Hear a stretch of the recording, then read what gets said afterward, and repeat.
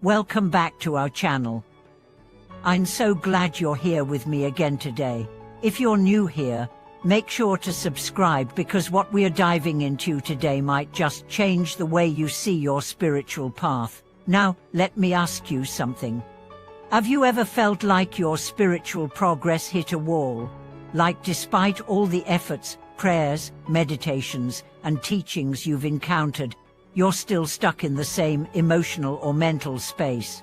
What if I told you the real reason might be simpler than you think? That it's not about how many sutras you've read or how many hours you've meditated, but about one key ingredient: faith.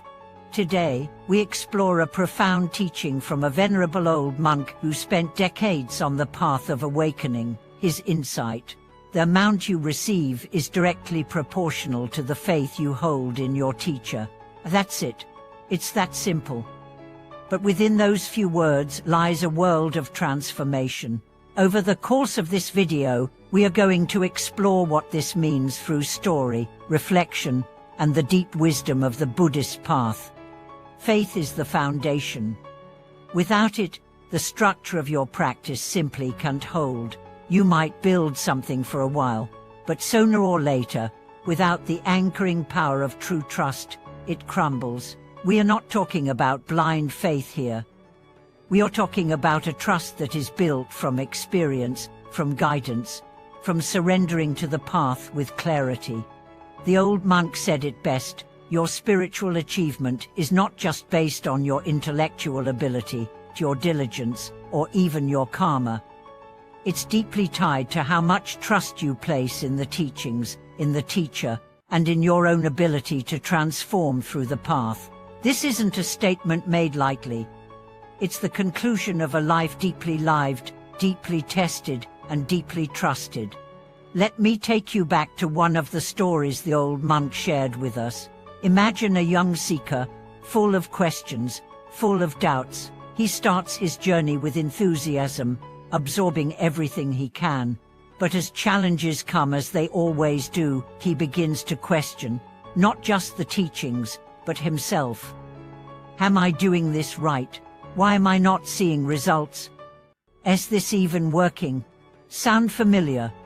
The old monk gently reminded him, you are asking the wrong question. Instead of asking whether the path works, ask whether you've truly trusted the path.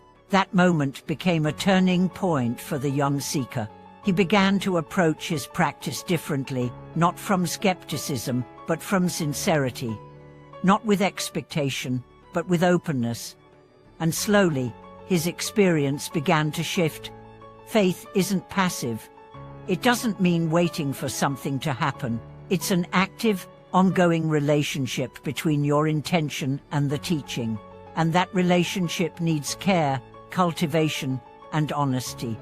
There's a famous analogy often used in Buddhist teaching. Think of faith like the water that nourishes the seed of awakening. Without it, no matter how fertile the soil or how bright the sunlight, the seed won't sprout. With it, even the toughest, rockiest ground can bring forth life. So how do we cultivate this kind of faith? It starts with respect for the teacher, for the Dharma, and for your own inner Buddha nature. Respect isn't just bowing or using honorificus. It's listening with your whole being. It's showing up for practice, not just physically, but mentally and emotionally. It's believing that even if you don't understand everything yet, the teachings are worth your time, your trust, and your heart. In the stories the old monk told, one theme recurred again and again: those who trusted their teachers fully, those who put aside their egos and doubts, progressed quickly and deeply.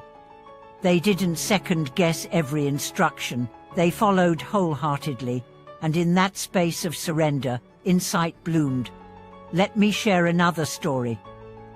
There was once a student who couldn't quite grasp a meditation technique. He tried, failed, tried again, failed again. Frustrated, he went to his teacher and said, "Master, I think this method isn't right for me." The master replied calmly, "It's not the method that isn't right. It's that you haven't yet committed to it with your heart." Those words stung, but they rang true.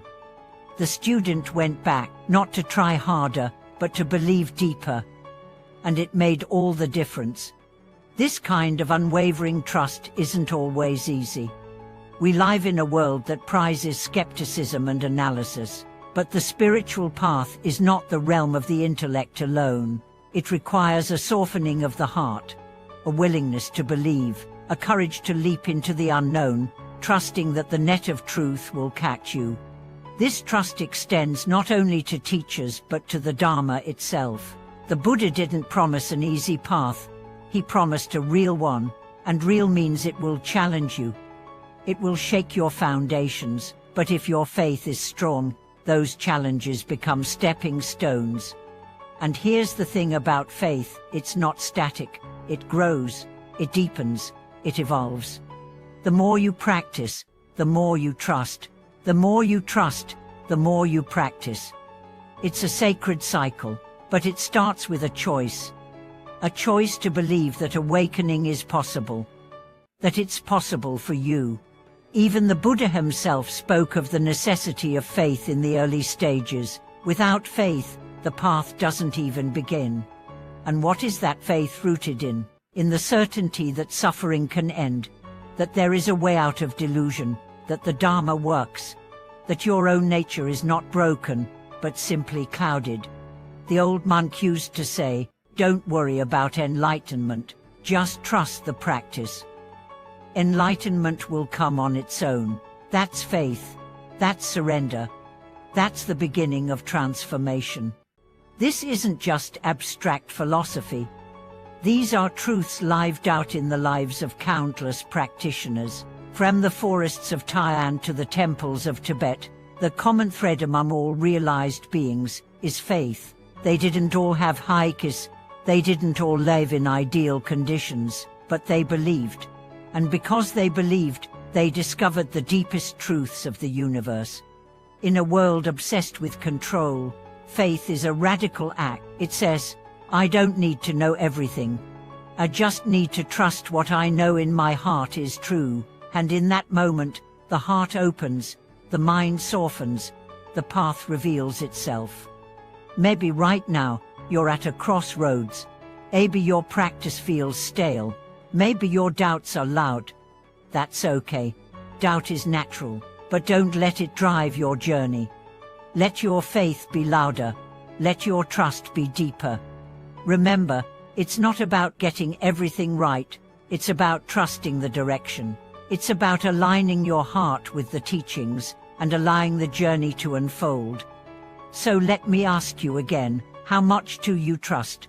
Because according to the old monk, that might just be the most important question of all. Thanks for staying with me till the end.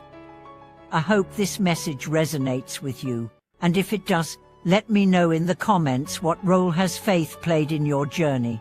What teachings have helped you deepen your trust? Share your stories. Let's support one another on this path. And before you go, don't forget subscribe to the channel, hit the like button, and turn on notifications so you never miss an episode that could inspire your practice. Thank you again for being here. Until next time, keep walking, keep trusting, and keep practicing.